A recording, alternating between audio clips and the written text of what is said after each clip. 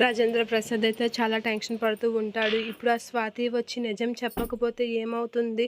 అసలు ఆ స్వాతి సాక్ష్యం వచ్చి చెప్పకపోతే అక్షయ్ రిమైండ్‌లో ఉండి జైల్లోకి వెళ్తాడా?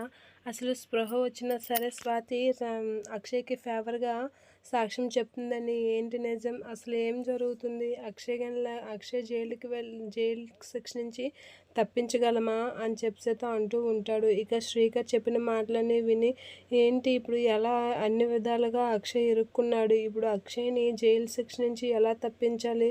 వీడికి ఇలాంటి గండం వచ్చిందేంటి? ఈ గండం నుంచి ఎలా తప్పించాలని చెప్పేసి రాజేంద్ర ప్రసాద్ చాలా టెన్షన్ పడుతూ ఉంటాడు. అలా టెన్షన్ పడుతున్న రాజేంద్ర ప్రసాద్ దగ్గరికి వచ్చి వాళ్ళ ఆవిడైతే ఏంటండి దేనికండి ఇంత టెన్షన్ పడుతున్నారు? ఏమైంది చెప్పండి అనేది అడుగుతూ ఉంటుంది. ఆ మాటలకి గసిరేస్తూ ఉంటాడు.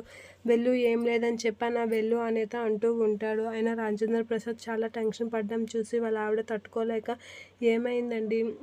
మీరెందుకు అంత టెన్షన్ పడుతున్నారు? మీ ఆరోగ్యానికి అంత మంచిది కాదు. మీ ఈ వయసులో మీరు అంత టెన్షన్ పడొద్దు.